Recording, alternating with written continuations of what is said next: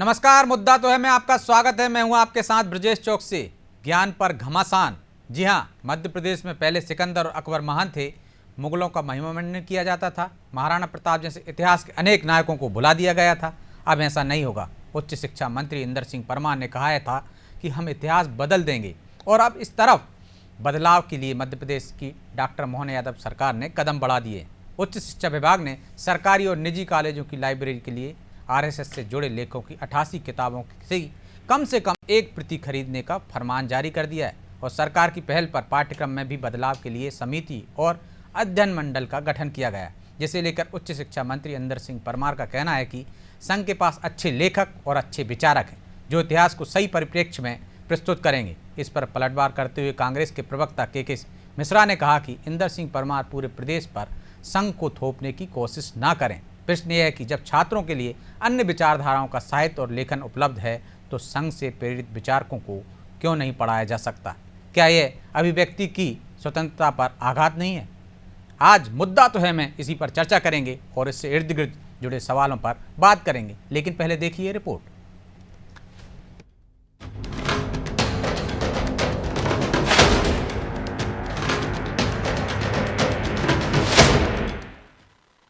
मध्य प्रदेश में स्कूलों और अन्य शिक्षण संस्थाओं में आरएसएस की किताबें पढ़ाने पर सियासत गर्म है।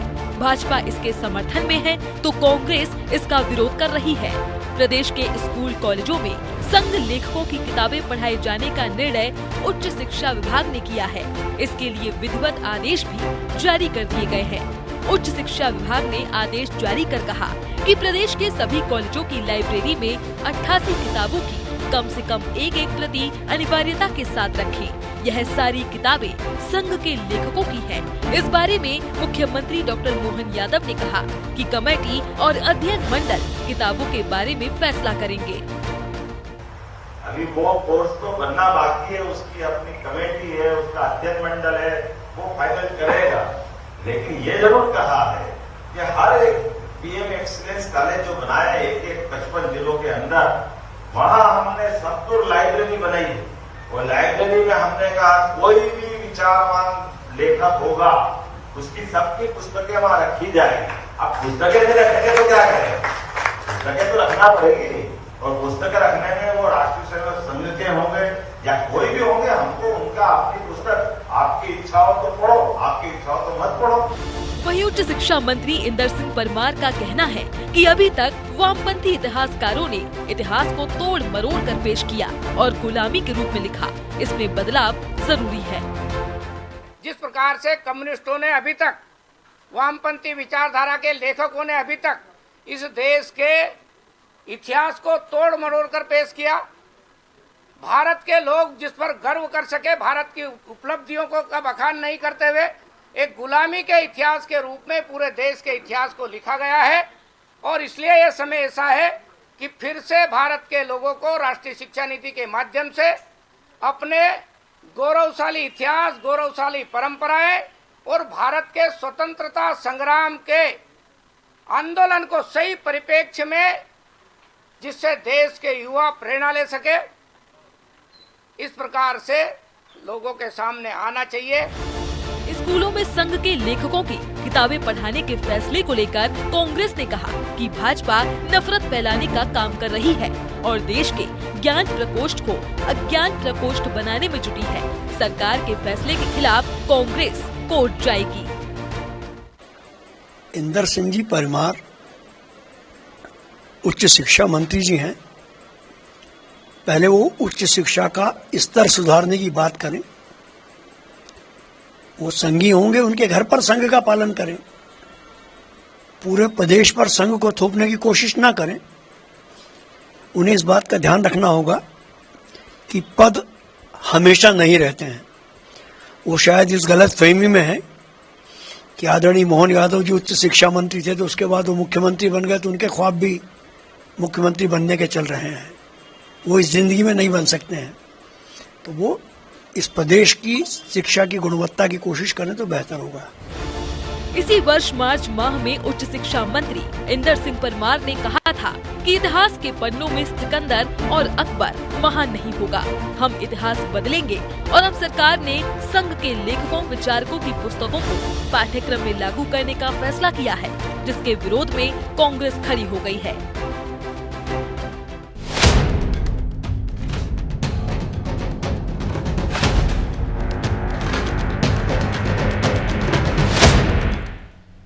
तो इस मुद्दे पर चर्चा के लिए हमारे साथ जुड़ गए हैं रितेश त्रिपाठी, कांग्रेस प्रवक्ता हैं, सुरेंद्र शर्मा बीजेपी नेता हैं और हमारे सहयोगी प्रभु पटेरिया।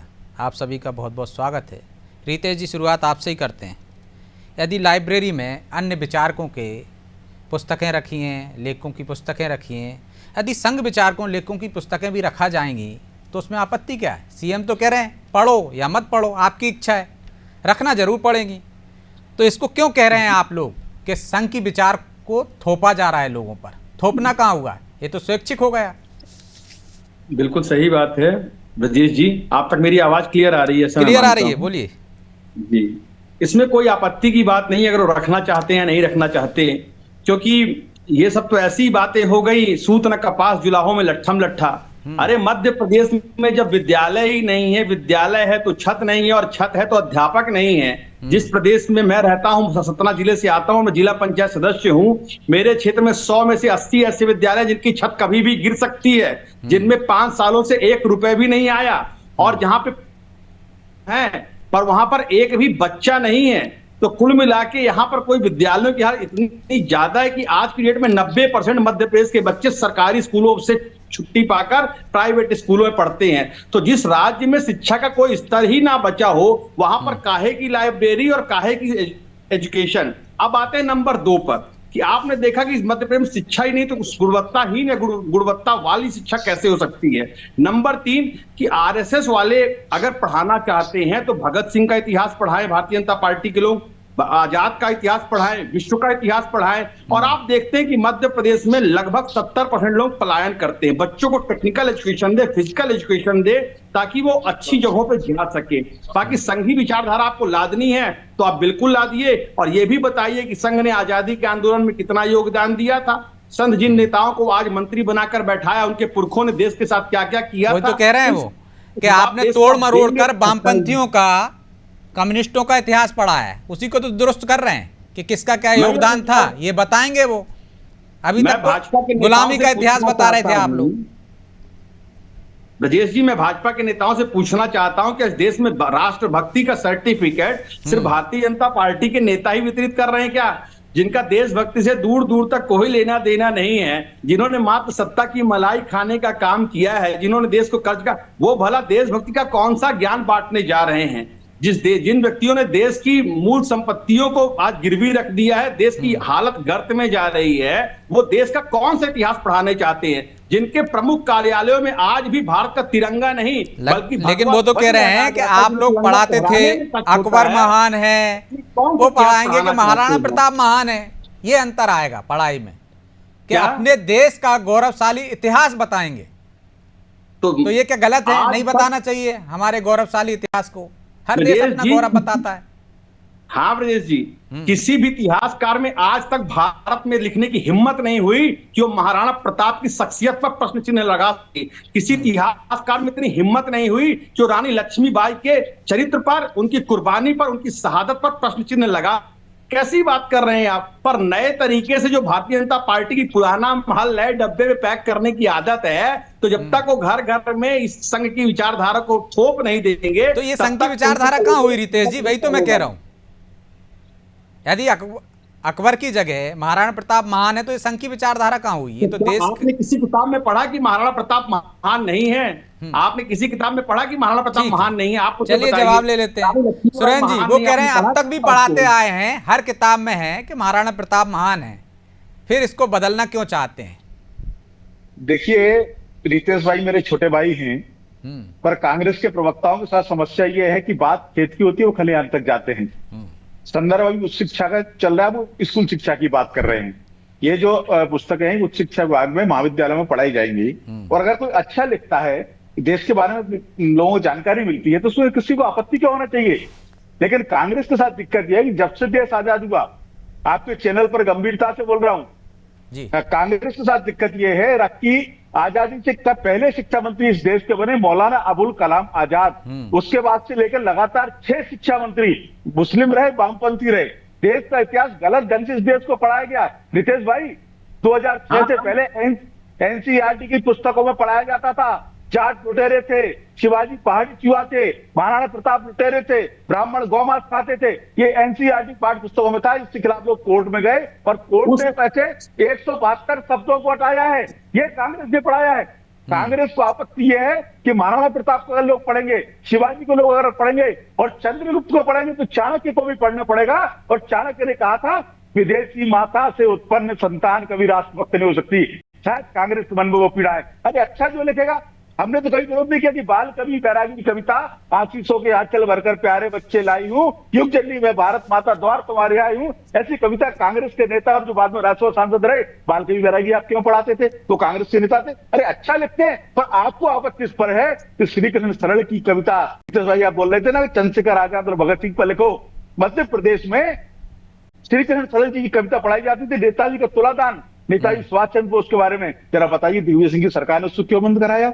आप देश के मानदंडों की स्थापित नहीं करने देना चाहते, आप देशभक्ति नहीं लाना चाहते, जो देश का सच्चा इतिहास है उसको आप जनता को वंचित करने देना चाहते हैं। जरा मैं के मिश्रा जी रितेश जी भाई के माध्यम से कहना चाहता हूँ, एक बार उन पुस्तकों को पढ़िए सही। भारत में ज्ञान विज्ञान की उज्जवल परंपरा। 88 पुस्तकें हैं, सब आरएसएस से जुड़े लेखकों की क्यों? और भी तो लेखक हैं, और भी तो विचारक हैं, उनकी भी साथ में सम्मिलित कर लेते। जो कांग्रेस शासन में नहीं हुई तो आपत्ति नहीं होती। नहीं, विषय उसका नहीं है। जो पैनल बैठा होगा, जिसको ठीक लगा होगा, बाल कवि बैरागी कविता भी किसी ने सिलेक्ट की होगी ना। बच्चों को चकमक नाम की पुस्तक स्कूल शिक्षा विभाग में आज भी पढ़ाई जा रही है। कांग्रेस की किस सरकार ने लागू किया किसी को पता नहीं। अच्छा जो साहित्य है, जो अच्छा लगेगा, चयन इससे हुआ होगा। आप बताइए ना, मुझे रितेश भाई पुस्तक लिखे, के मिश्रा पुस्तक लिखे, आपातकाल की विभीषण, आपातकाल के अत्याचार के मिश्रा लिखे ना, 19 महीने जेल में रहे, आपातकाल में क्या क्या हुआ पढ़ाएंगे? कांग्रेस के लोग लिखते नहीं, पढ़ते लिखते रहेंगे, केवल टीवी ट्विटर पर नकल कॉपी करते रहते हैं। आप अच्छा लिखिए, भारत का स्वाभिमान इतिहास लिखिए, नेताजी सुभाष चंद्र बोस पर लिखिए, भगत सिंह पर लिखिए, सरदार पटेल पर लिखिए। आप तो लिखते नहीं है, केवल एक बात वंदना करते हैं तो गांधी परिवार और नेहरू परिवार की, तो कैसे भी पुस्तकें पढ़ाएंगे? आप अच्छा साहित्य लाइए ना, आपका भी स्वागत है। तो अच्छी पुस्तकें लिखेंगे, सच्चाई से करीब लिखेंगे तो आपकी पढ़ाई जाएंगी। रितेश जी वो कह रहे हैं कि कोर्ट से हटवाया कि ब्राह्मण मांस खाते थे, शिवाजी महाराणा प्रताप लुटेरे थे, ये पढ़ाते थे आप लोग आपके समय में, आपकी सरकार के दौरान। अच्छा, इस बात का जवाब देना चाहता हूं। मैंने भी आज से 20-25 साल पहले स्कूलिंग की है। इस बात का जवाब भारतीय जनता पार्टी के शर्मा जी से पूछना चाहता हूं। मैंने भी सिंगापुर में जो हमारे सुभाष चंद्र बोस के ऊपर कविता है वो पढ़ी है। मैंने भी कान्हा की किताबें पढ़ी है। मैंने भी मुंशी प्रेमचंद्र को पढ़ा है। मैंने भी सुभद्रा चौहान को पढ़ा है। तो ये सब लोगों को पढ़ाया गया, तब भी केंद्र में कांग्रेस का ही शासन हुआ करता था। ये बात करें मौलाना अबुल कलाम की, तो मैं बनाना चाहता हूँ एपीजे अब्दुल कलाम ही वो व्यक्ति हैं, इन्होंने देश को नई क्रांति दी थी। एक नया कहा जाए कि अंतरिक्ष दिया जाए या मार्स में जो है, तो जो भारत का प्लेन वो था, तो वहां पे पहली बार उन्होंने ही प्लेन को एग्जिट करवाया था। पोखरण हो चाहे कोई भी बात हो, तो आप जात पे मत जाइए, समाज संगठन उस पे मत जाइए, आप देखिए कि उनकी गुणवत्ता क्या रही है। आपकी सिर्फ बुराई है कि कौन से समाज का व्यक्ति आ रहा है, इस बात से आपको रही बात कांग्रेस आपकी बात सुनी है मैंने, शर्मा जी आपकी बात सुनी, थोड़ा धैर्य रख लीजिए। माथे पर बल इतनी जल्दी पड़ना अच्छी बात नहीं है, सुनना बहुत अच्छी बात है।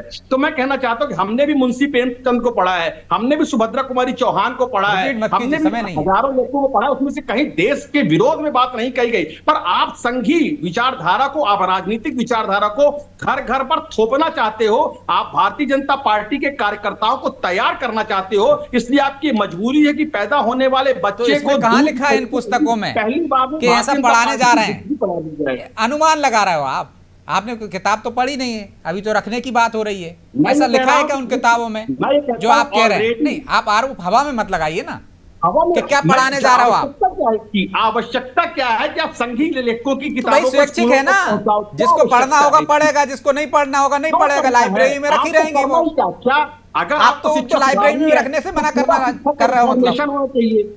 ब्रजेश जी, अगर ये शिक्षा की गुणवत्ता में सुधार लाना चाहते हैं तो पूरी शिक्षा का रिफॉर्मेशन होना चाहिए। लॉर्ड मैकाले ने शिक्षा में तो आदमी इतना हो जाता है किसको पढ़ना है किसको नहीं पढ़ना है। अरे आप मेरी, ब्रजेश जी आप मेरी बात सुनेंगे, पूरा मूल बात सुन तो लीजिए। मेरा सिर्फ ये कहना है कि यदि आप पूरी शिक्षा में रिफॉर्मेशन लाना चाहते हैं तो ब्रिटिश गवर्नमेंट के अंदर लॉर्ड मैकॉले ने शिक्षा में क्या बदलाव किए थे, उस समय हमको दोबारा अपने मूल सिद्धांतों पर कैसे लौटना है, इन विषयों पर वही तो कर रहे हैं, वही तो कर रहे हैं। अब वो तो सर्वाधिक आपको करना चाहिए थी। अब 20 साल में सब गड़बड़ी हो गई क्या? 20 साल में हो गया सब कुछ। स्कूलों पर थोप कर रिफॉर्मेशन कहा जाएगा। कुछ बदलाव कर रहे हैं तो आपको उसमें आपत्ति आ रही। ये तो पहले ही आप कर देते तो ज्यादा बेहतर रहता। चलिए मैं लौट रहा हूं आपके पास प्रभु जी, लेकिन इस पर सियासत क्यों हो रही है? यदि 88 लेखक वो विचारक हों, संघ से जुड़े हों, उनकी विचारधारा से जुड़े हों, लाइब्रेरी में रखा जाएगा, जिसको पढ़ना होगा पढ़ेगा, जिसको नहीं पढ़ना होगा ना पढ़े। तो इस पर कांग्रेस को आपत्ति क्यों? या जो बीजेपी कह रही है कि कांग्रेस नहीं चाहती कि चाणक्य को पढ़ा जाए, कांग्रेस नहीं चाहती है कि शिवाजी को पढ़ा जाए, महाराणा प्रताप को पढ़ा जाए। देखिए ब्रजेश जी, बहुत पहले जो है कविता जी क्या कहते, निंदक नीरे राखी आंगन कुटी छबाए, बिन पानी बिन साबुना निर्मल करे सुभाए। तो जब आप दूसरे जो चीज़ आपको बुरी लगती है दूर से देखकर, जब आप उसको करीब से नहीं जानेंगे तो उसको पता कैसे चलेगा उसमें कितनी बुराई है। जब तक आप करेला नहीं खाएंगे, जीभ पर स्वाद नहीं लगेगा, तो आपको पता कैसे चलेगा कि कितना कड़वा है। तो बिल्कुल वही बात है, यदि आपको अच्छा साहित्य पढ़ना है, अच्छा ज्ञान लेना है, तो बुरा भी सामने यदि होगा तो क्या बुराई है इसमें। ये जरूर सवाल इसी बात को लेकर उठ रहा है जो आप भी कह रहे हैं। ये किताबें लाइब्रेरी में लिखी जाएंगी। भारतीय ज्ञान परंपरा एक कार्यक्रम शुरू किया गया है, तो इसमें भारत के बारे में ज्ञान प्राप्त कर सकें लोग, तो उसको लेकर जिन जिन ने जो लिखा है वो वहाँ पर उसमें समावेश किया जाएगा। ये जरूर है कि वो जो एक लिस्ट निकली है, हो सकता है उच्च शिक्षा विभाग ने जो आदेश निकाला उससे गलती हो गई हो कि वो पूरे के, जैसे शिक्षा नीति में बदलाव किया 2020 में, तो उस तरीके से अभी तक जो किताबें लाइब्रेरी में हैं और नई किताबें क्या शामिल की जाना, एक पूरी एक लिस्ट जारी करते वो कि लाइब्रेरी में ये किताबें होनी चाहिए, आपके यहाँ हैं तो मत खरीदिए, जो नहीं है वो खरीद ली, तो शायद ये सवाल नहीं उठता। ये सिर्फ 88 किताबें और उन लोगों की जो संघ से जुड़े हुए संगठनों से हैं, या जैसे सुरेश सोनी जी का नाम आ रहा है जो सह करवा रहे हैं, तो उनकी 3 किताबें इसमें शामिल है, तो इसको लेकर बवाल खड़ा हो रहा है। लेकिन क्या आप ये मान के सकते हैं कि संघ से जुड़ा हुआ आदमी विचारक नहीं होगा, वो लेखक नहीं हो सकता है, उसके लिए कोई प्रतिबंध है? क्या वो भारतीय नहीं है? क्या भारत के इतिहास के बारे में वो नहीं जानता है? उसने भी अध्ययन किया होगा। हम विवेकानंद को भी पढ़ते हैं, हमने तमाम लोगों को पढ़ा है। अब एक लाइब्रेरी में 100 किताबें भी हो सकती, 1000 भी हो सकती, 1 लाख भी हो सकती, 10 लाख भी हो सकती। जो भी आपने कहा था कि कॉलेज जाने वाला युवा इतना समझदार हो चुका होता है कि इसको क्या पढ़ना है क्या नहीं पढ़ना वो खुद ही तय कर लेता है। एक कॉलेज में आरएसएस के जो संगठन हैं, एबीवीपी से जुड़े हुए भी छात्र नेता होते हैं, एनएसयूआई से जुड़े हुए भी होते हैं, एसएफआई से जुड़े हुए होते हैं, और जो किसी भी से नहीं जुड़े होते हैं वो भी होते हैं। तो वो अपना अपना विचार है ना, उनको लोगों को, युवाओं को किधर जुड़ना है किधर नहीं जुड़ना है। जब आप यदि साहित्य रख रहे हैं, ये कोई उसमें बंदिश नहीं कि आपको पढ़ना ही पड़ेगा, आपको हर चीज़ में उसको पढ़ना ही पड़ेगा। तो कांग्रेस को ये बेचैनी क्यों? यदि साहित्य रखने से क्या कुछ विचारधारा में बदलाव आ जाएगा, कुछ लोग उधर और ज़्यादा चले जाएंगे, ज़्यादा समझदार हो जाएंगे, या ज़्यादा पढ़ लेंगे तो उस विचार को भी जान पाएंगे? अभी एक ही विचार पढ़ रहे हैं क्या? देखिए ब्रजेश जी, अभी सुरेंद्र जी ने कहा, थोड़ा थोड़ा उससे मैं सहमत हो सकता हूँ। कांग्रेस के नेताओं ने किताबें नहीं लिखी हैं। कांग्रेस के राज में, हम देश में इतने साल तक कांग्रेस के नेता बड़े ज्ञानी रहे हैं, बहुत सारे लोग हैं, नेहरू जी के अलावा बहुत कम नेता हैं जिनने खुद अपनी कोई ऐसा इस तरीके की किताब लिखी हो, बहुत कम सीमित संख्या है। वो जो कुछ भी इतिहास वहाँ पर है, वो जो है लेखक विचारक जो थे कम्युनिस्ट मानसिकता के लोग, उनके ज़्यादा किताबें उस दौर में प्रचलित हुई। तो ये जो कम्युनिस्ट मानसिकता की किताबें थी, ये जो अभी मैकाले की शिक्षा प्रणाली कह रहे थे, तो अंग्रेजों ने जो भारत के इतिहास लिखा तो उनने अकबर को महान बनाया ना।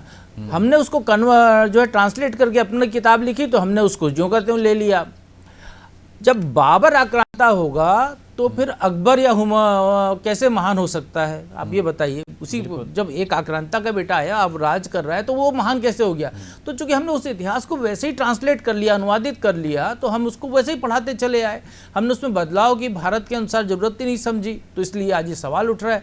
आज ये जो 2 भाई हमारे बैठ के जो बातें कर रहे हैं, एक अलग अलग विचारधारा का जो टकराव हो रहा है, इसलिए हो रहा है कि समय पर हमने वो चीज़ें नहीं बदली। भारत जब आज़ाद हुआ था, गरीबी थी, उद्योग धंधे लगने हैं, ये करने, ये बदलाव होना है, झंडा बदलना है, सारी चीज़ें की हमने, लेकिन शिक्षा पर फोकस नहीं किया। जो पद्धति चल रही थी वही चलती रही। अब जाकर उसमें आमूलचूल परिवर्तन की बात हो रही है, तो निश्चित तौर पर कहीं ना कहीं सवाल तो उठेंगे। जो विपक्ष में हैं तो उनको तो सवाल उठाना वो अपना हक समझते हैं, हर मुद्दे पर वो सवाल उठाएंगे। तो रितेश जी, विपक्ष में इसलिए सवाल उठा रहे हैं, यदि कुछ बदलाव हो रहा है, बेहतरी के लिए हो रहा है, अच्छा हो रहा है, जो शुरुआत में हो जाना चाहिए था, लेकिन शुरुआत की मजबूरियां थी, उस कारण नहीं कर पाई आपकी सरकार। तो अब तो स्वागत करना चाहिए कि ठीक है, क्यों हम वामपंथियों का, अंग्रेजों का ट्रांसलेट वाला इतिहास पढ़ाएं।